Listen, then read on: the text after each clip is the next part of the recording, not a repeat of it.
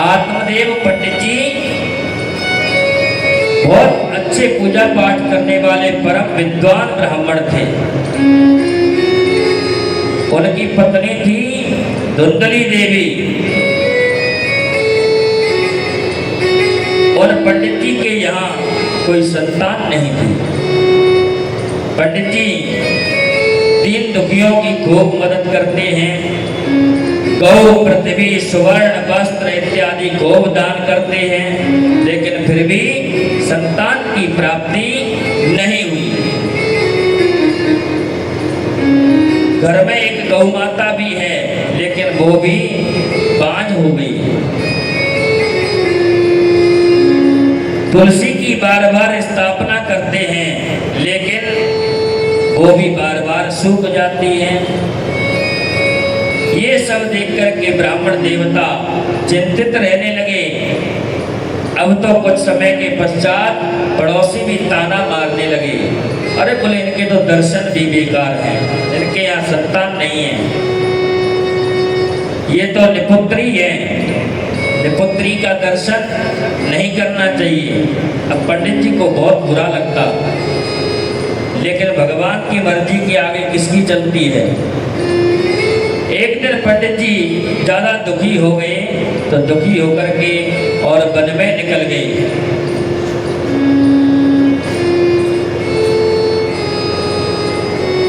जाकर के देखा एक सरोवर के किनारे बैठ गए और वहां बैठ करके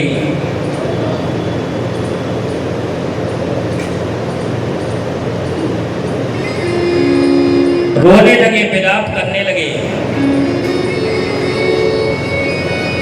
जब रोते विलाप करते हुए काफी समय हो गया, तो वहां कौन सुनने वाला था। लेकिन थोड़ी देर बाद में वहां एक संत भगवान पधारे। संत हृदय नवनीत समाना। संत का हृदय कैसा होता है? मक्खन जैसा कोमल होता है। संत जी ने देखा कि एक कोई विद्वान ब्राह्मण, देखने में तो अच्छे पढ़े लिखे लगते हैं, विद्वान लगते हैं, लेकिन रो रहे हैं, ये बहुत गलत बात है। रो क्यों रहे हैं? तो संत जी ने जाकर के कहा, कथम रोदसी विप्रत्वं काते चिंता बलीयसी वदत्वं सत्वरं मह्यं स्वस्य दुःखस्य कारणम्। पंडित जी आप रो क्यों रहे हैं? आप तो मुझे लगता है कर्मकांड के बहुत बड़े विद्वान ब्राह्मण हैं, लेकिन महाराज आप जैसा विद्वान ब्राह्मण रो रहा है, ये अच्छी बात नहीं है। महात्मा जी को देख करके एकदम जो है रो पड़े पंडित जी और चरणों में गिर गए, चरण पकड़ लिए। महाराज मैंने जो पाप कर्म किया है मैं उसको भोग रहा हूं। अरे पंडित जी ऐसी क्या बात है, आप मुझे बताइए। महाराज मेरे यहाँ कोई संतान नहीं है, देवता और पितर मेरी पूजा को स्वीकार नहीं करते हैं। अच्छा, क्योंकि मेरे घर में कोई संतान नहीं है, इसी पाप की वजह से अब मैंने निश्चय कर लिया है कि मैं अपने शरीर को ही त्याग दूंगा और घर लौट करके नहीं जाऊंगा, या फिर मुझे पुत्र प्राप्ति का वरदान दीजिए। संत जी ने खूब समझाया, वंचा ज्ञानम प्रजारूपम बलिष्ठा कर्मणो गति विवेकम तो समासाद्य त्यज संसार वासनम। हे महाराज आप ये कैसा अधूरा ज्ञान बता रहे हो, छोटी बात कर रहे हो। वंचा ज्ञानम, आप तो ये बहुत छोटी बात बता रहे हो। महाराज मेरे पुत्र नहीं है, पुत्र नहीं है तो क्या हो गया? आपका तो मुझे ऐसा लगता है कि विवेक भी जो है समाप्त हो चुका है, इसलिए संसार छोड़ने की बात करते हैं। करो महाराज। बोले अगर मुझको पुत्र प्राप्ति का वरदान नहीं मिला तो मैं शरीर को वास्तव में छोड़ दूंगा और आपके चरणों में यही सर पटक पटक करके मर जाऊंगा। संत जी कहने लगे महाराज, अनन्या ममता विष्णु ममता प्रेम संगता। अगर आपकी इतनी ही पुत्र के प्रति ममता है कि मेरे पुत्र नहीं है, तो भगवान को पुत्र मानो, भगवान को पुत्र मान लो।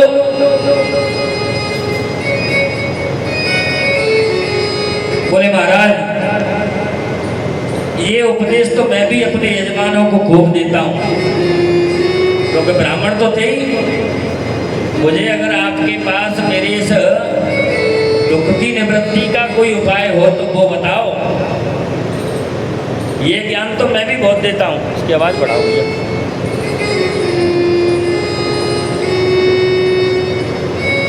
महाराज, मुझको कोई ऐसी बात मत बताओ जो मेरे हृदय को और पीड़ा पहुंचाए। आप कह रहे हो भगवान को पुत्र मानो, भगवान को पुत्र मानने से मेरे वंश का विस्तार थोड़ी हो जाएगा। मुझे तो वंश का विस्तार करना है।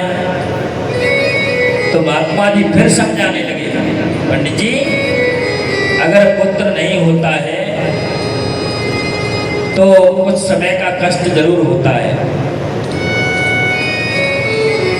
लेकिन उसके बाद अगर पुत्र होता है और होकर के मर जाता है तब भी हमको थोड़ा दुख होता है कि पुत्र तो था लेकिन मर गया। लेकिन अगर पुत्र होकर के कुपुत्र बन गया तो वो हमको जीवन भर रुलाएगा, जीवन में हमको कभी शांति नहीं मिल पाएगी। इसलिए पंडित जी पुत्र की कामना छोड़ो और भगवान को पुत्र मानो, भगवान का भजन करो। बोले महाराज, ऐसे भजन कैसे होगा? मुझे तो पुत्र प्राप्ति का वरदान ही चाहिए। तो संत भगवान ने कहा, महाराज मैंने आपके मस्तक की रेखाएं पढ़ ली हैं।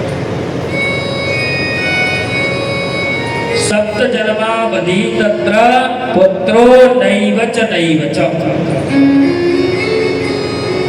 आपके यहाँ तो 7 जन्म तक पुत्र नहीं है। आप इस जन्म में पुत्र मांग रहे हो, आपके मस्तक रेखा में तो लिखा हुआ है कि आपके यहाँ 7 जन्म तक बेटा नहीं है। अब पंडित जी और ज्यादा रोने लगे।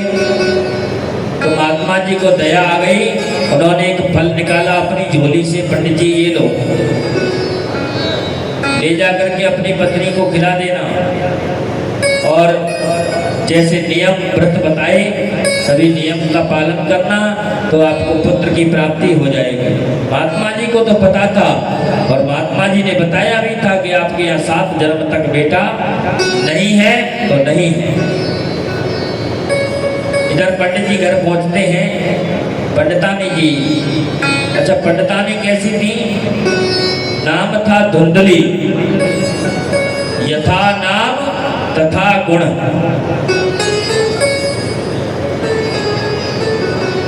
पूरे दिन मोहल्ले में लड़ाई झगड़ा होता था उनका, सबसे दंगल किसी लड़ाई होती। और जैसे शाम को पंडित जी घर पहुंचते तो आरती का थाल सजा करके दरवाजे पर खड़ी हो जाती है, आरती उतारती। पंडित जी कहते देखो कितनी सुशील पंडितानी मिली है हमको, ऐसी सुशील पत्नी तो भगवान सबको दे। लेकिन मोहल्ले वाले सब परेशान पंडितानी जी से। पूरे दिन मोहल्ले में तांडव होता था और पंडित जी शाम को आते तो बड़े प्रेम से इतना प्रेम बरसा देती कि पंडित जी प्रसन्न हो जाते। पंडित जी लेकर के आए फल और लाकर के कहा, देवी ये फल है, आप इसको ग्रहण कर लेना। इसको ग्रहण करने से हमारे यहाँ संतान प्राप्त हो जाएगी। अब जैसे ही पंडित जी ने बताया कि इसके ऐसे नियम हैं तो नियमों को देख करके और धुंधली के मन में एकदम विचार आया, क्योंकि धुंधली का विचार ही ऐसा है, हमेशा उल्टा सोचती है। बोले इस फल को खाने से ये हो जाएगा, वो हो जाएगा, कभी कुछ हो सोचती है, कभी कुछ सोचती है। इतने में उसकी एक सहेली आई, आकर के देखा तो वो थोड़ी सी दिमाग से और चिंताग्रस्त दिखी। अरे बहन धुंधली, क्या बात है, कैसे परेशान है? तो धुंधली कहने लगी, बहना क्या बताऊं, मैं तो बड़ी विस्मय में पड़ी हूं। ऐसी क्या बात है? बोले कुछ मत पूछो, हमारे पंडित जी कहीं से एक फल लेकर के आए हैं और वो फल कैसा है?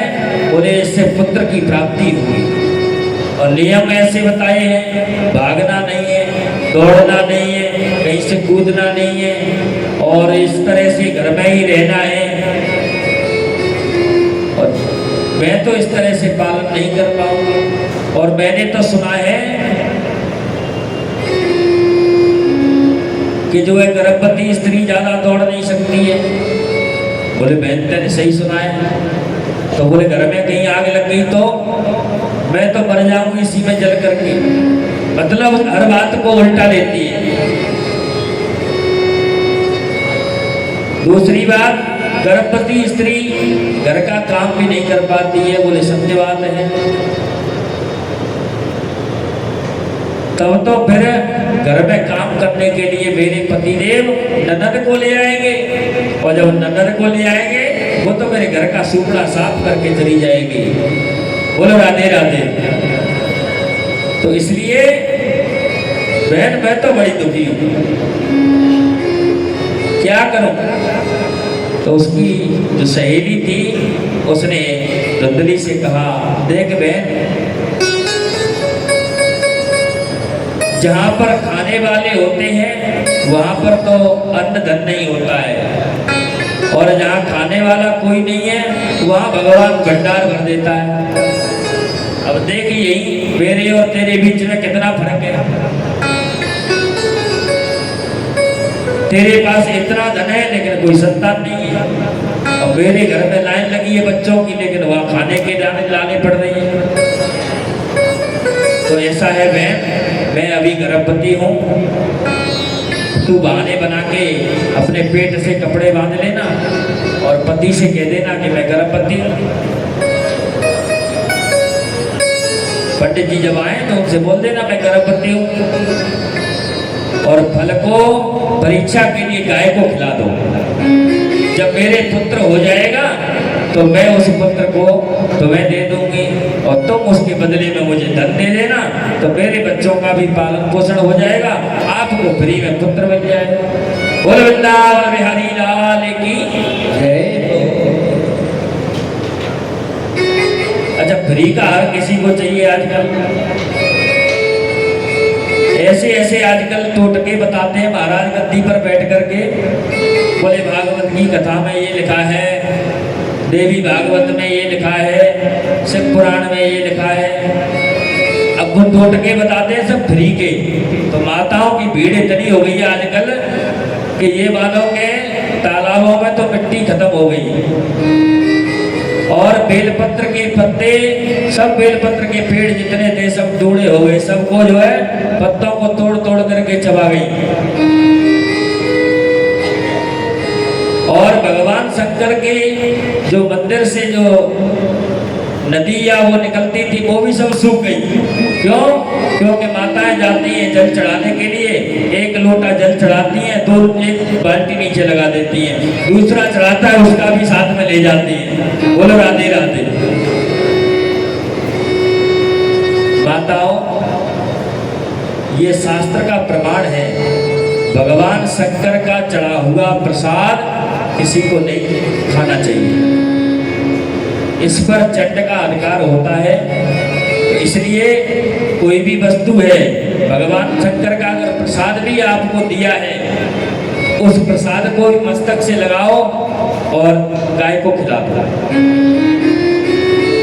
जल चढ़ाया है, उस जल को पीने की बजाय उस जल को मस्तक पर लगाओ, आंखों से लगाओ, मस्तक पर धारण करो, लेकिन उस जल को पियो मत। पीना नहीं चाहिए। अब आप तो ऐसा करते हैं कि जो है बेलपत्र के पत्तों को ही चबा जाते हैं। ये अंधभक्ति में नहीं पड़ना चाहिए। केवल भगवान का भजन करो, उसी से मुक्ति हो सकती है, ना कि अब आप लोग बनाते हैं मिट्टी के शिवलिंग। मिट्टी के शिवलिंग बनाओ, अच्छी बात है। पार्थिवेश्वर की पूजा सबसे उत्तम पूजा मानी है। आप मंदिर में प्रतिष्ठित जो शंकर जी है ना, उनसे भी श्रेष्ठ शंकर जी होते हैं पार्थिवेश्वर। मिट्टी के शंकर जी को कहते हैं पार्थिवेश्वर। लेकिन पार्थिवेश्वर की पूजा तभी उत्तम है जब मिट्टी के शंकर जी बनाओ, उनकी स्थापना होती है, तब जाकर के उनका पूजन किया जाता है। लेकिन आजकल तो ऐसी पूजा होती है कि एक व्यक्ति बैठा हुआ और टीवी के माध्यम से लाखों लोगों के हाथों से पूजा करा रहा है। अरे ब्राह्मण को घर में बुलाओ, वो पंडित जी आएंगे, आपके यहाँ मंत्र उच्चारण करेंगे तो घर भी पवित्र हो जाएगा, और उनके हाथ से स्थापना हो जाएगी, शंकर जी की स्थापना होगी, तब आपको जो है उसका पूजा का पूर्ण फल प्राप्त होगा।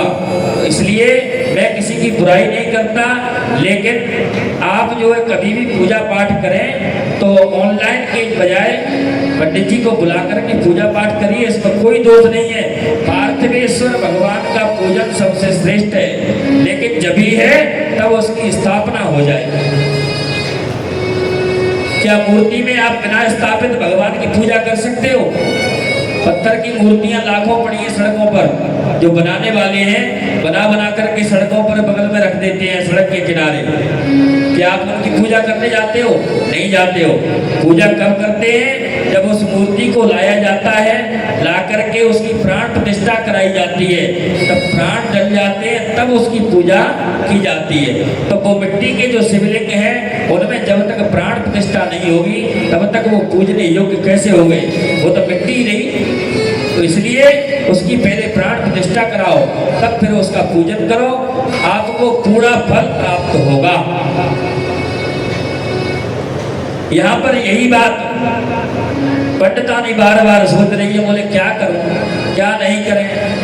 पंडितानी ने तकिया बांध लिया पेट से, पंडित जी से बोल दिया, महाराज मैंने फल खा लिया है, मैं गर्भवती हूँ।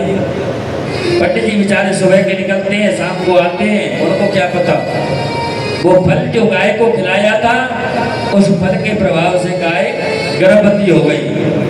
बोलो राधे राधे।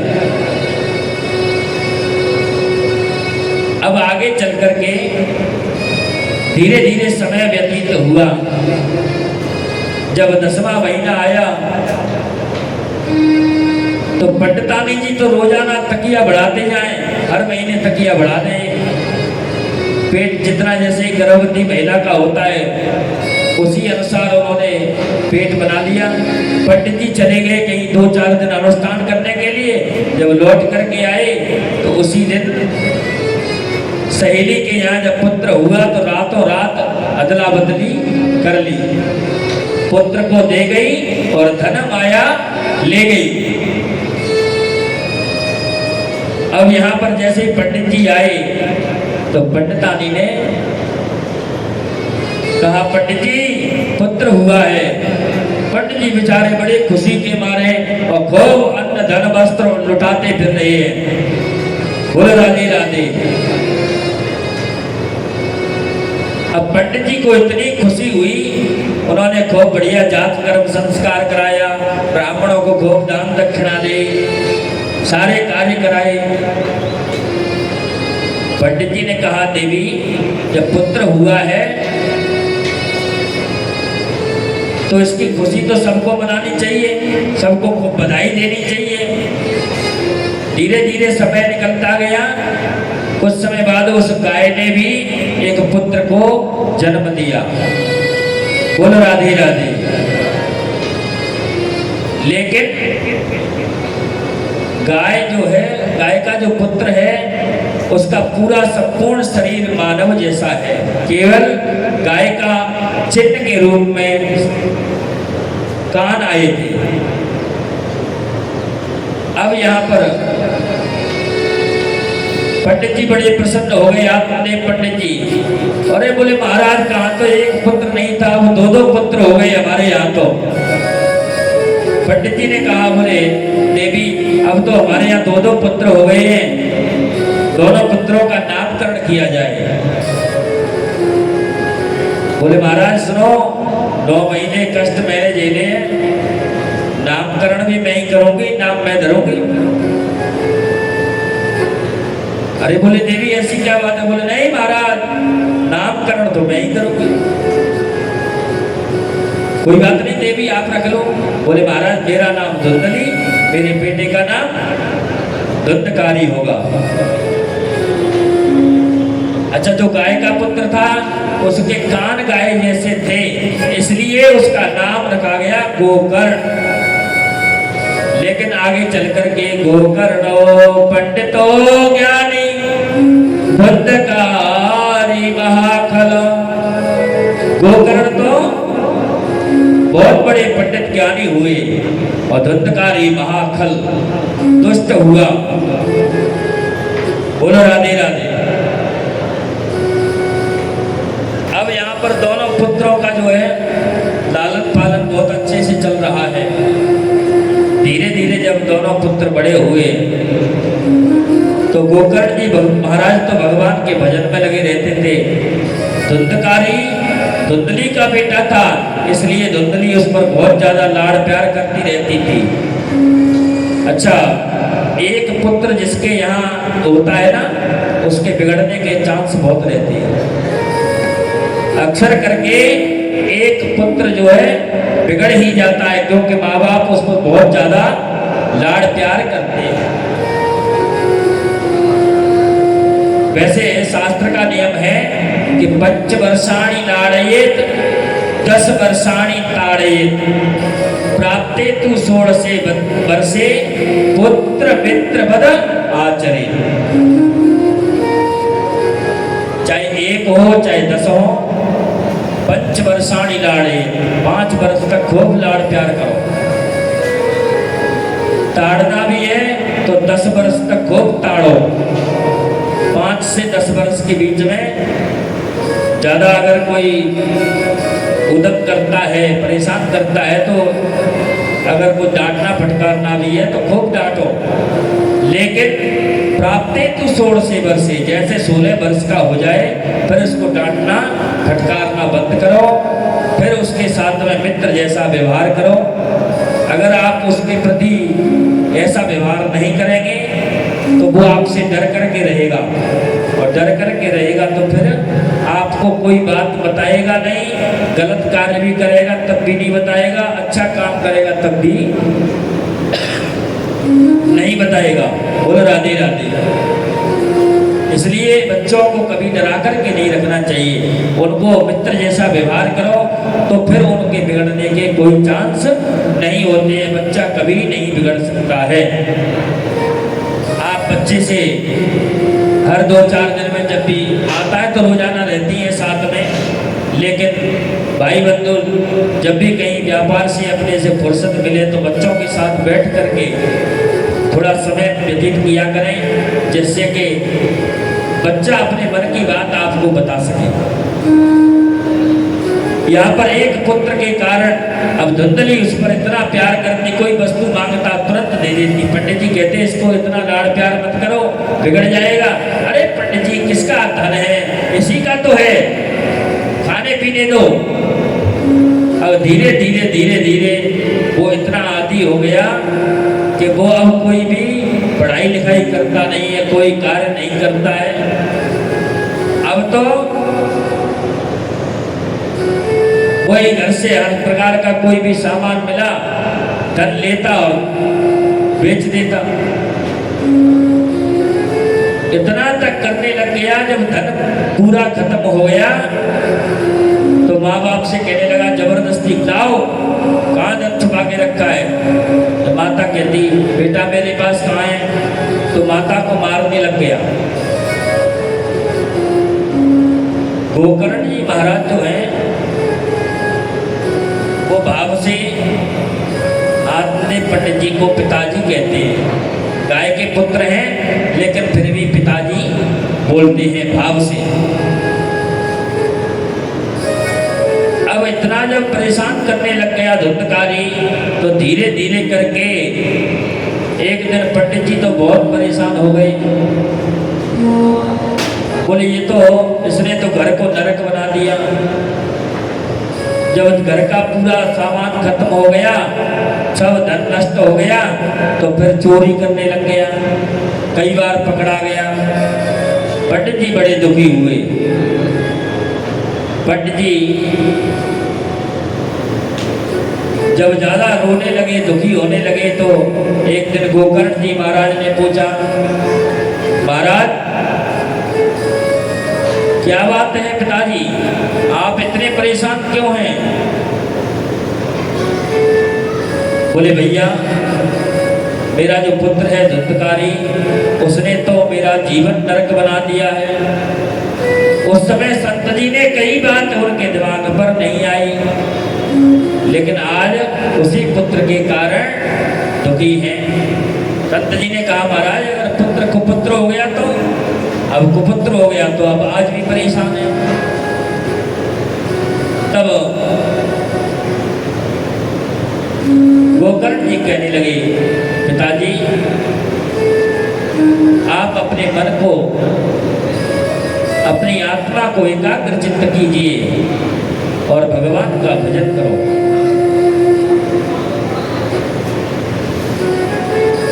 बोले भैया मन नहीं लगेगा। मन क्यों नहीं लगेगा? क्योंकि ये मनः एव मनुष्याणाम कारणम बद्ध मोक्षयो, ये मन ही हमारे बंधन और मोक्ष का कारण होता है। मन के मारे बन गए और वन में वन तजवस्ती बाह। जब मन ने मान लिया कि चलो वन को, तो बन के चले गए, और जब वन में मन नहीं लगा तो लौट करके फिर बस्ती में आ गए। तो जो मन के वशीभूत हो जाता है वो तो मन जैसे करेगा वैसे ही करना पड़ेगा। यहाँ पर गोकर्ण जी ने कहा, पिताजी देहे श्रीमान सरुदिराभ्यमतिं त्यजत्वं जाया सुता दिशो ममता विमुता विमुञ्च।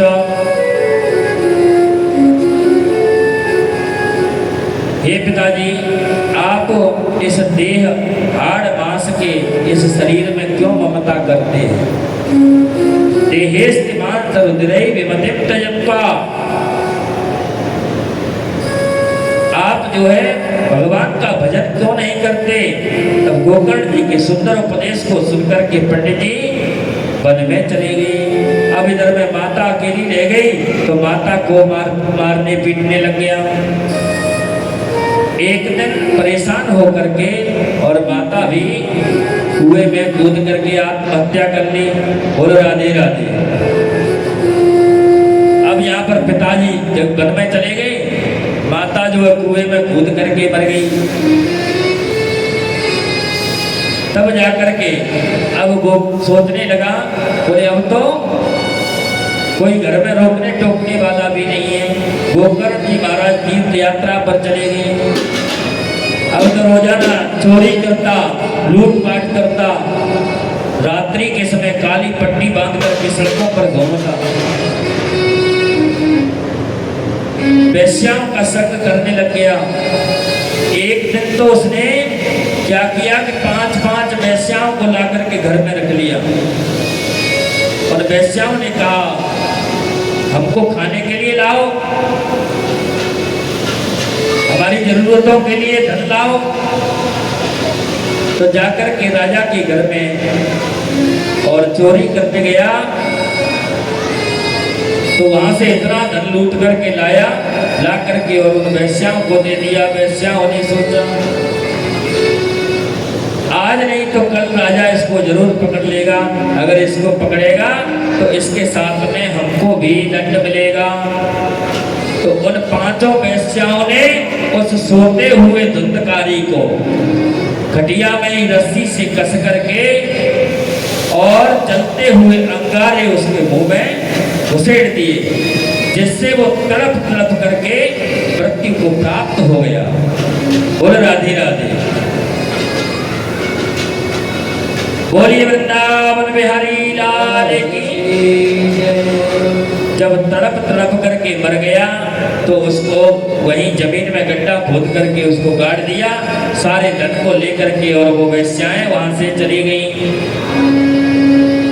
गोकर्ण जी महाराज ने तीर्थ यात्रा में जब सुना कि हमारे भाई धुंधकारी को वेश्याओं ने मार दिया है, तो उन्होंने वहां पर उनके नाम से पिंडदान किए,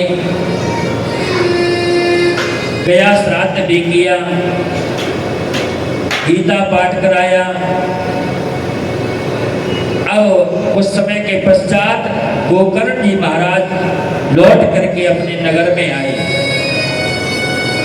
अच्छा, संत का स्वभाव क्या होता है कि किसी को कष्ट नहीं हो, मेरी वजह से किसी को कष्ट नहीं होना चाहिए।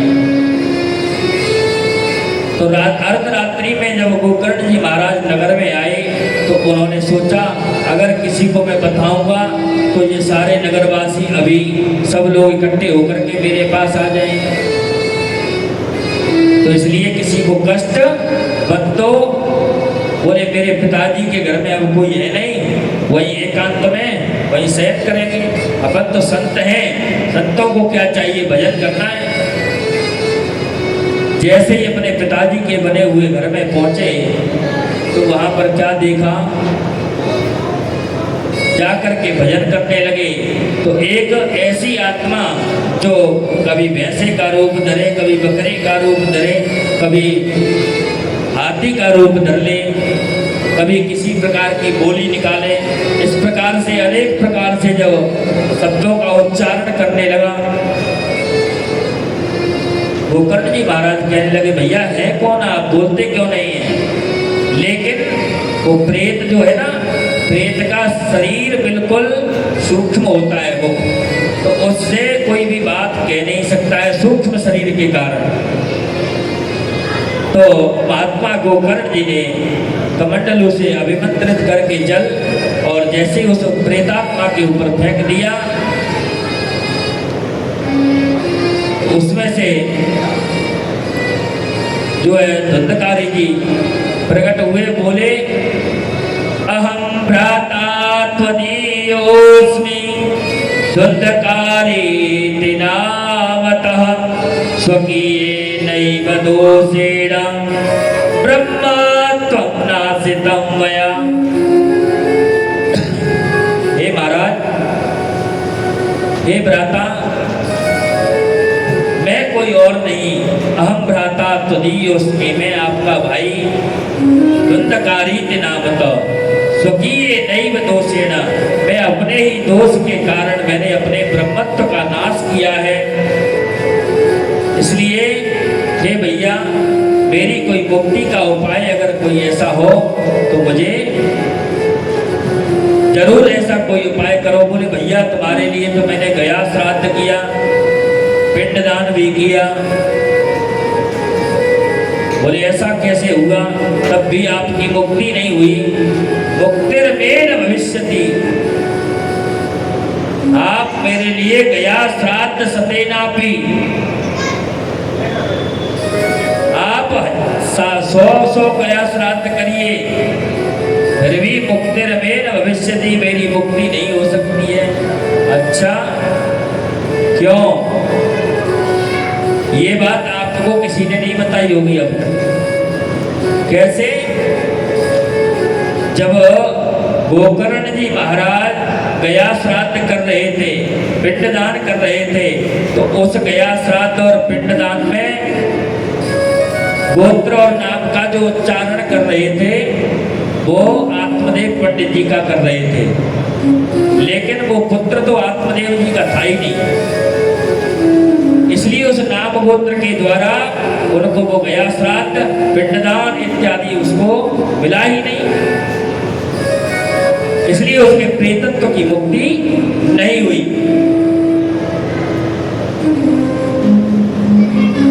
बोले महाराज कैसे मेरे प्रेतत्व की मुक्ति होगी? बोले अभी आप विश्राम करो, प्रातः काल देखते हैं। प्रातः काल जैसे ही भवन भास्कर भगवान सूर्यदेव प्रकट हुए तो गोकर्ण जी संध्या वंदन करके और भुवन भास्कर सूर्यदेव भगवान से कहने लगे महाराज मेरी इस प्रेत बने हुए भाई की कैसे मुक्ति हो, इसका कोई उपाय अगर आप जानते हो तो मुझे बताइए।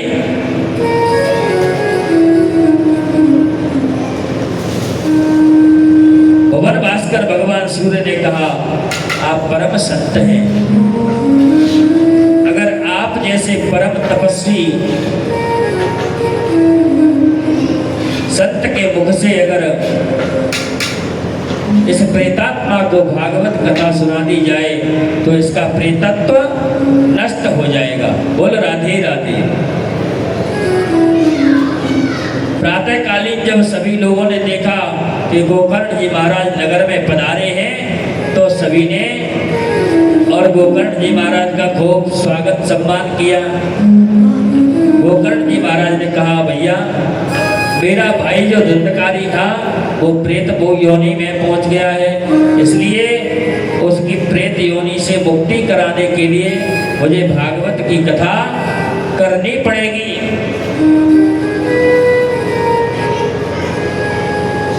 तब जाकर के ग्रामवासियों ने बहुत सुंदर एक मंच लगाया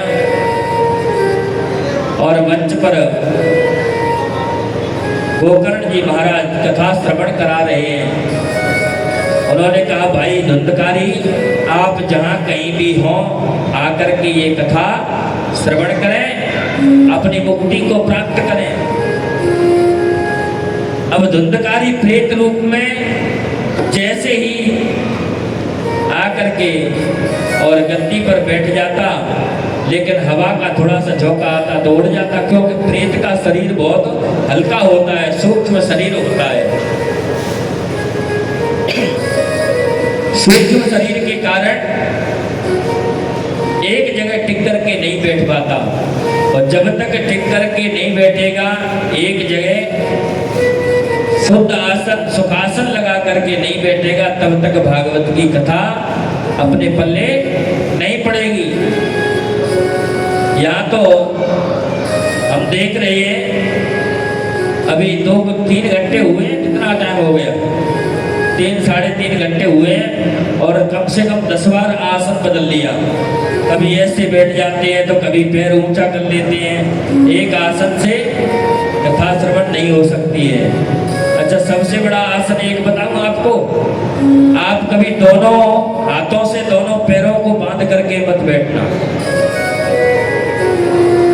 वैभव भैया जैसे बैठे हैं ना ऐसे नहीं बैठे,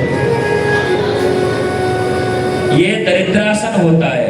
दोनों हाथों को दोनों पैरों से बांध करके ऐसे बैठते हैं ना, इस आसन को कहते हैं दरिद्रासन। इससे दरिद्रता आती है। चाहे वो इंद्र का पुत्र ही क्यों ना हो, कुबेर का पुत्र ही क्यों ना हो, फिर भी दरिद्र हो जाता है अगर इस प्रकार के आसन से और कथा श्रवण करता है। यहाँ पर सभी ग्रामवासी एकत्रित हो गए। तब गोकर्ण जी कहने लगे श्रीमद्भागवतान मुक्ते सप्ताहं वाचनम करो।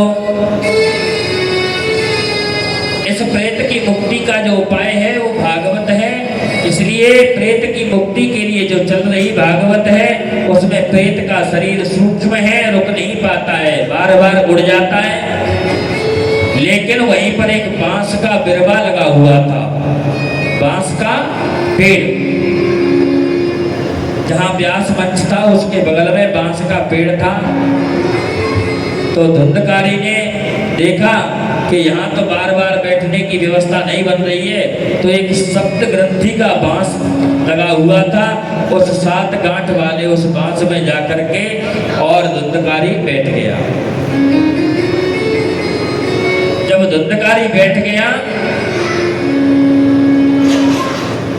तब पहले दिन की कथा जैसे ही पूर्ण हुई तो 1 नंबर की ग्रंथि फट गई। ऐसे ही दूसरे दिन की कथा पूरी हुई तो दूसरी ग्रंथि फट गई। तीसरे दिन की कथा हुई तो तीसरी ग्रंथि फट गई। 7 दिन पर्यंत जब कथा सुनी उसने तो 7 ग्रंथि फट गई और उसमें से एक दिव्य जीवात्मा प्रकट हो गया। बोलिए भक्तवत्सल भगवान की। तब गोकर्ण जी महाराज ने कहा, आप कौन हैं? बोले महाराज मैं ही आपका भाई धुंधकारी हूँ। आपकी कृपा से और इस भागवत की कृपा से मेरे प्रेतत्व का नाश हो गया और मुझे मुक्ति मिल गई। इतने में भगवान के पार्षद विमान लेकर के आए। एक विमान लेकर के आए। जब एक विमान देखा तो गोकर्ण जी महाराज क्रोधित हो गए। भैया ये क्या? अत्रैव बहवः श्रोता, अत्रैव बहवः सन्ति श्रोतारो मम निर्मला। यहाँ तो अनेक श्रोता हैं, लेकिन आप तो एक विमान लेकर के आए हैं, ऐसा क्यों? तब जाकर के देवदूत कहने लगे, भगवान के पार्षद कहने लगे, महाराज यहाँ पर जितने भी श्रवण करने वाले बैठे हैं ना, श्रोता भी 3 प्रकार के होते हैं। कौन कौन से? एक तो होते हैं श्रोता जो एक बार आसन जमा लिया उसी आसन से बैठ करके कथा श्रवण करते हैं, उनको कहते हैं श्रोता। चाहे कितना भी समय लगे कथा में, कभी भी ये समय नहीं देखते, बार बार घड़ी देख कर के अरे इतना समय हो गया, पंडित जी ने कहा 4 बजे पूरी कर देंगे, तो 5 बजने को जा रहे हैं। तो ऐसे बार बार समय नहीं देखते हैं। वो तो जब तक कथा में आनंद आए तब तक कथा श्रवण करते हैं। दूसरे होते हैं श्रोता। वो क्या है? बार बार कभी पंडित जी में कमी निकालेंगे, कभी संगीत वालों में कमी निकालेंगे, कभी कहेंगे अरे ये 2 कलश तो गलत रख दिए या एक ही कलश रखा जाता है। हमारे कॉलोनी में जब कथा हुई थी वहां तो एक ही कलश रखा था। कोई कहता है ये नारियल सीधा नहीं रखा, ये उल्टा रख दिया है। कोई कहता है ये पंडित जी ऐसे मुंह करके बैठे, इनको तो ऐसे मुंह करके बैठना चाहिए। वो क्या है? बार बार हर चीज में कमी निकालते हैं, उनको कहते हैं श्रोता। तीसरे वाले जो हैं श्रोता वो और भी अच्छे हैं। वो कौन से हैं? उनको कहते हैं श्रोता। उनका एक ही काम है, घर में जब ज्यादा किचकिच रहती है, बहू सास में लड़ाई होती है, परेशान रहती है, तो फिर चले जाते हैं कथा में।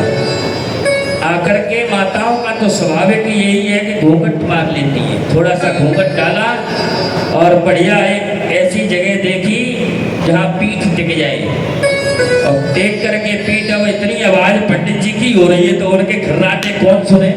बोलो राधे राधे। खूब जम के अपनी जो दिन भर की थकान है वो नींद लेकर के खूब पूरा कर लेती हैं। बोलो राधे राधे राधे राधे। वो होते हैं श्रोता।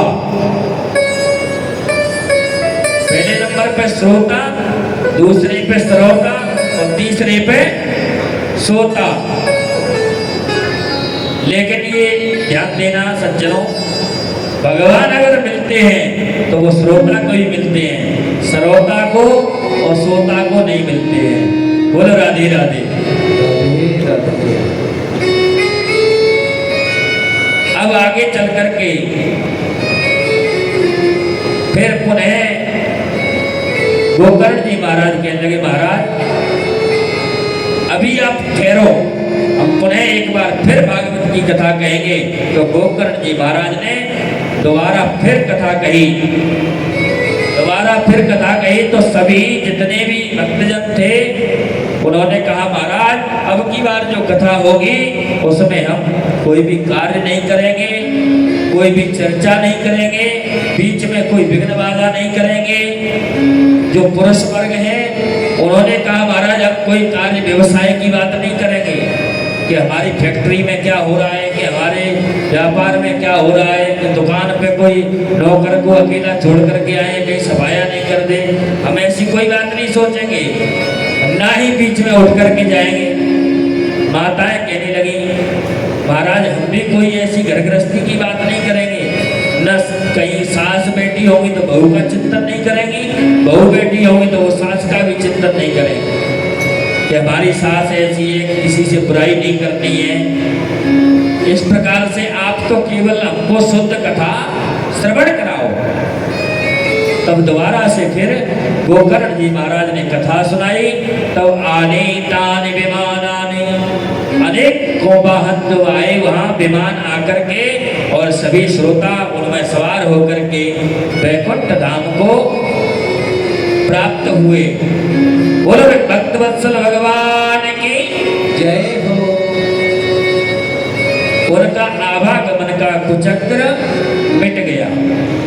पुनरपि जन्मं पुनरपि मरणं पुनरपि जननी जठरे शयनम्। बार बार जन्म लेना, फिर बार बार मरना, बार बार मातृ गर्भ में जाना। सज्जनों, मातृ गर्भवास समम सुख दुखम न भूतो न भविष्यति। गर्भ में जितना कष्ट शिशु को होता है उतना कष्ट कभी न भूतो न भविष्यति, न पहले कभी हुआ न कभी आगे होगा। लेकिन भगवान के भक्त तो उस गर्भ को भी मंदिर बना देते हैं। बोल वृंदावन बिहारी लाल की जय। सुखदेव जी महाराज ने तो उस गर्भ को ही मंदिर बना दिया और 12 वर्ष तक उसमें वास किया।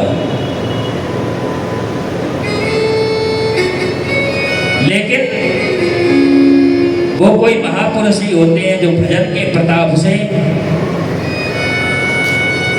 गर्भ में जाते हैं तो फिर उन्हें बाहर आकर के फिर उनकी मुक्ति हो जाती है। उनको